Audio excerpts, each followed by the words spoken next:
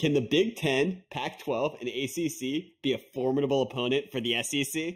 I mean, so ever since Oklahoma and Texas left the Big 12 to go to the SEC, and the SEC is growing into this big, powerful, of the already powerful five, we got to rename Power Five because that doesn't mean anything anymore, but of that, what used to be, and I guess technically still currently is, it's growing and getting bigger. And so, according to reports, the Big 10, ACC, and Pac-12 have decided, hey, strength in numbers, allegedly, and will be announcing a partnership of some sort to give them power in whatever forms that could mean, voting, financial, in this new outlook for college football. And it's going to be interesting because their schedules will change in a way that could actually make it more difficult for them to get to the college football playoff.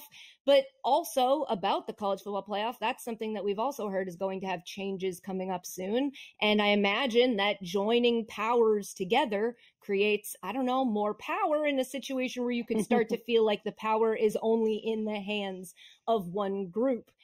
Media rights also play an interesting part in this conversation, one that I'm not necessarily sure how to tiptoe around, so I'm going to leave that to the two of you. It basically seems like something we've been saying over the last few months. The landscape of college football is a changing, and now we just have to see how this all shakes out. Yeah, so what this is about is having to do something, right? Texas and Oklahoma made an announcement with the SEC that a lot of people seem genuinely caught off guard by. And so what happens when people in positions of power feel slighted? They get together and say, we've got to do something so that we look strong while this is going on here. Everybody knows the SEC has been the power players on the block right here. And so that doesn't change much in all this. The interesting part's going to come is, what does this tangibly mean? We still haven't heard that. People talk about scheduling. Well, I can only hope that you're willing to embrace what went on last year, where we figured out, hey, BYU and Coastal Carolina can draw up a game in the dirt on a week's notice here. Because if this is about scheduling games 10 years off between the Pac-12 and the Big Ten, I'm sorry, save it. That's not going to do much for you. Katie brought up the media rights aspect of this here. That's probably what this is truly about here. Delaying playoff expansion, because all of these leagues have different television partners who I'd imagine want to be a little bit more involved in whatever this looks like in the playoff going forward here. We know right now ESPN is the one that puts on the college football playoff. And so there's going to be elements of that come into play here. But to Katie's point, all of this is about circling the wagons and figuring out, what do we do right now? Because if this was about legitimately the structure of the current proposed playoff expansion, that structure benefits the people outside of the club right now far more than it benefits the SEC. They can stand pat from a competitive standpoint and be good here. The biggest thing I worry about is what we saw last summer, because this sounds good right now, but you're going up against Greg Sankey, who's been doing this for the better part of 2 decades, with 3 conference commissioners who are all brand new. Kevin Warren at the Big Ten is the most tenured conference commissioner of this purported alliance. And what did we see last summer?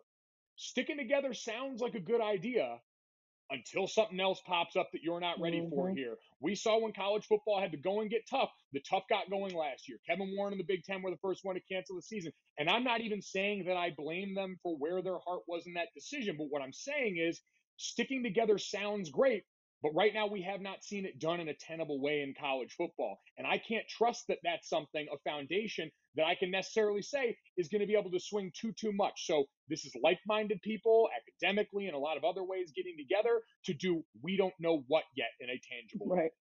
Yeah, and that's the big part of it. We know there's going to be an alliance, and we know it was essentially necessary. There's a real humbling that has to take place here from each of these different partners to say, we can't go up against the SEC on our own. And as much as we don't want to admit to any of that, we have to collectively join forces to have any sort of power. To Katie's point, we call it the Big Five, but it should probably be more like a box in one, right? There's the 4, and then there's the one that gets all the attention, and they're clearly the star and the best, and you better focus most on them. So the box in one has been disrupted enough by Texas and Oklahoma, by the changing face of the NCAA. And you look, to your point, Mike, to last year, how weak the NCAA was. We knew that about them, but when push came to shove, they essentially sat back and said, do whatever you want. And guess what? Guess who knows how to do whatever they want best? Greg Sankey and the SEC, particularly when they have the best TV partners and the most control over everything. So while we're going to spend a lot of time talking about scheduling because it's sexy. We're going to spend a lot of time talking about college football playoff because it's sexy. We like talking about the games and the matchups of the football. Behind the scenes is probably where this is most important, the governance side of things.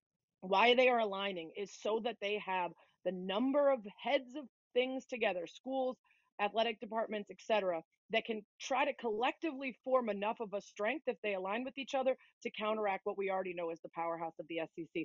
Like I said, we're on top of the stuff out front. Behind the scenes, they're playing long game of what the future of NCAA football looks like if they let the SEC continue to be in power as much as they have.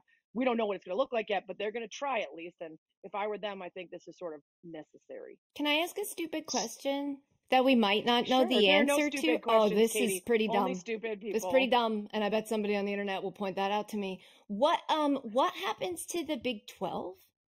Oh, yeah. Well, Yeah. sometimes, Katie, when a dog gets very old, we send it to a farm. And Upstate? it gets to live its final years somewhere beautiful and nice. With other dogs, right? Thanks for watching ESPN on YouTube. For live streaming sports and premium content, subscribe to ESPN+.